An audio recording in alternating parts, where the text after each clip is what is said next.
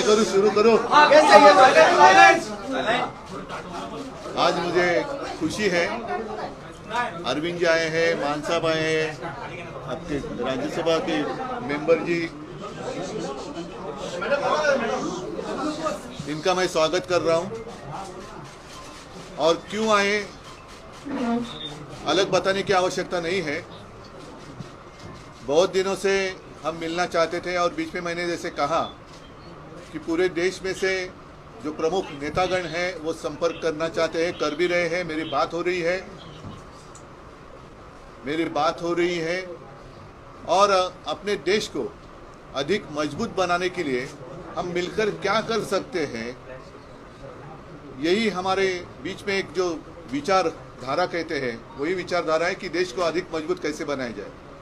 खैर, मैं तो हमेशा आपके साथ बातें करते रहता हूँ, आगे भी करूँगा, लेकिन मैं अरविंद जी को कहूँगा, विनती करता हूँ कि अरविंद जी आप आए हो, आप बताइए। सब लोगों को मेरा नमस्कार।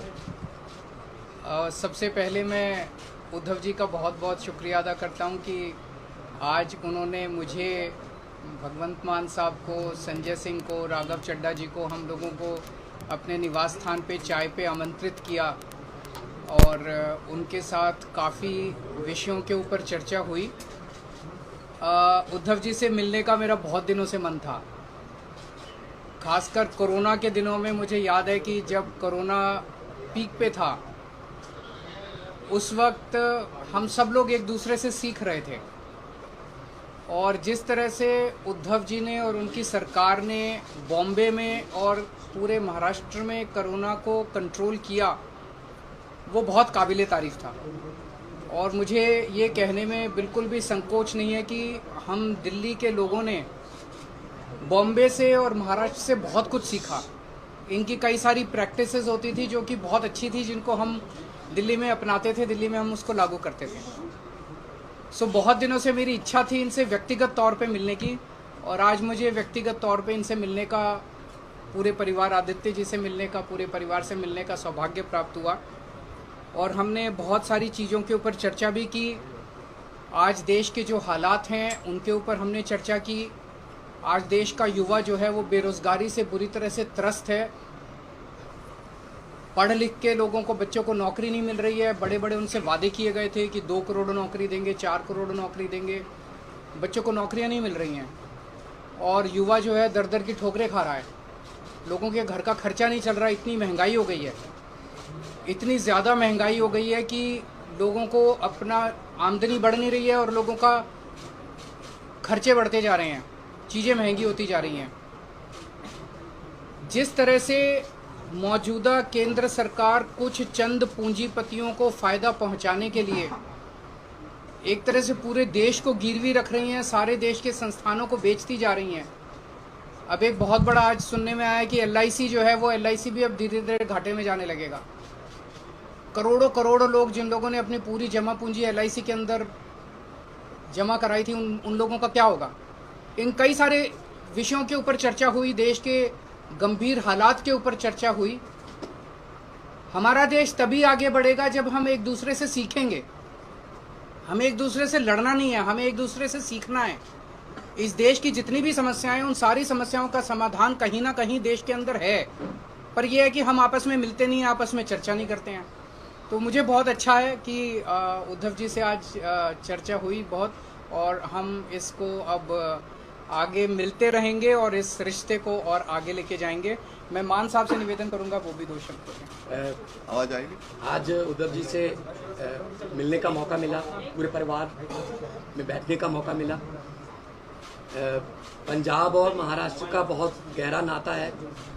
आज़ादी के संग्राम में भगत सिंह पंजाब से थे तो राजगुरु ऊना से थे, तो वो इकट्ठे देश के लिए, आज़ादी के लिए लड़ाई लड़ रहे थे। तो वीर सूरमाओं की भूमि है महाराष्ट्र। और चंद्रशेखर आज़ाद यूपी के लिए लड़ रहे थे।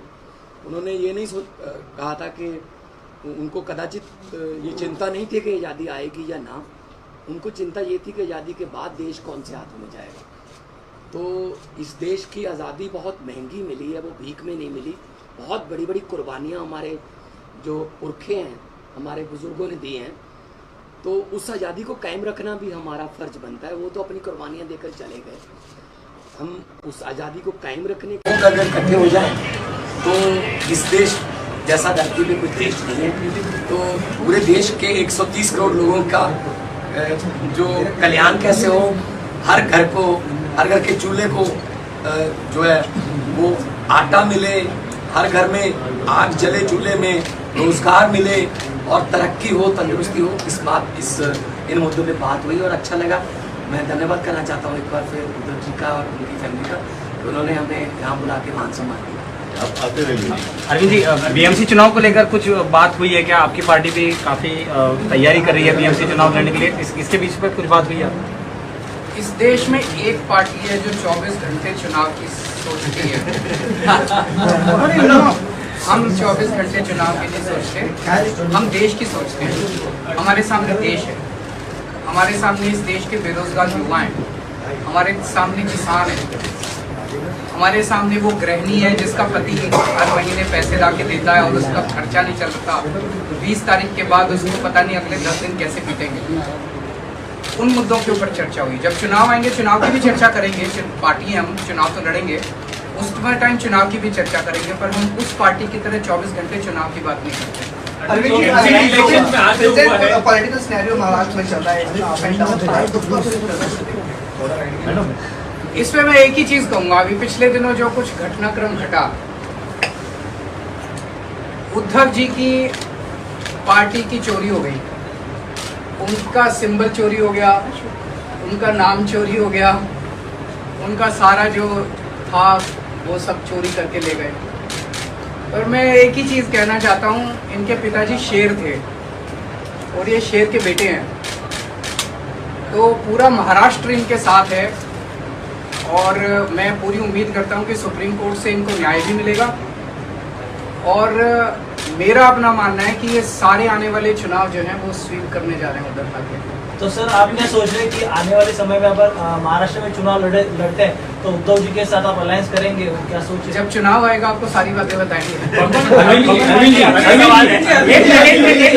इलेक्शन को लेकर के आज बहुत कॉलेज देखने को मिला है फिर से और कई लोग घायल भी हो गए, इस तरीके की खबर आई स्टैंडिंग कमेटी इलेक्शन।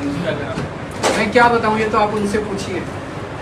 गुंडागर्दी के सिवा उनको कुछ काम नहीं आता है। अगर वो इतना देश की जिम्मेदारी उन लोगों को दी हुई है, अगर वो देश के बारे में सोचें तो देश बहुत तरक्की कर सकता है। चारों तरफ गुंडागर्दी, चारों तरफ ये, इससे देश आगे नहीं बढ़ता। हम आपस में क्यों लड़ते हैं? हम आपस में इतनी गुंडागर्दी क्यों कर रहे हैं ये लोग? भाई जब दिल्ली की जनता ने 134 सीट हमको दी, 104 सीट उनको दी, तो मेयर तो हमारा ही बनना चाहिए।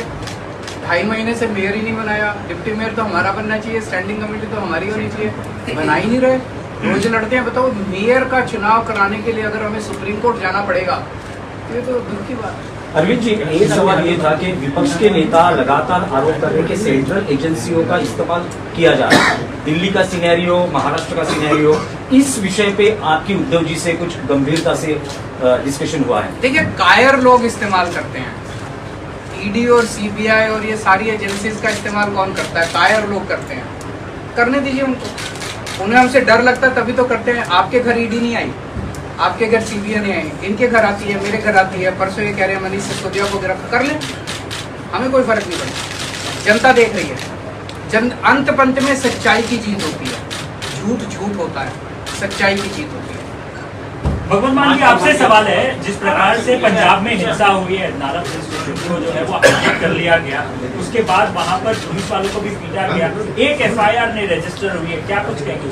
देखिए, आप लोगों के पास यहाँ गलत सूचनाएं हैं। लॉ एंड ऑर्डर पंजाब में कंट्रोल में, पंजाब पुलिस सक्षम है और पंजाब का जो सोशल बॉन्डिंग है उसमें गोलियां भी चली 10 साल, बम भी फूटे, लेकिन पंजाब का जो भाईचारा है आपस में, वो लोग मिलके रहना पसंद करते हैं। अमन शांति वाला हमारा स्टेट है और बहुत बड़ी बड़ी इंडस्ट्रीज अब वहाँ पे इन्वेस्ट करने लगी हैं, क्योंकि पहले किसी खास फैमिली के साथ MOU होता था, अब पंजाब के 3 करोड़ लोगों के साथ जो है वो MOU हो रहा है। पंजाब को नंबर 1 स्टेट हम बनाने में अपनी तरफ से हमारी गारंटी थी। जब अरविंद जी और हम सारी टीम चुनाव प्रचार कर रहे थे तब हम गारंटियाँ दे रहे थे, बिजली की गारंटी, कच्चे मुलाजिम को पक्के करने की गारंटी, रोजगार की गारंटी। तो मैं तो मतलब यही कहूँगा कि लंबे सफर को मीलों में मत बांटिए, कौम को कबीलों में मत बांटिए। एक बहता दरिया है मेरा भारत देश, इसको नदियों और झीलों में मत आप पे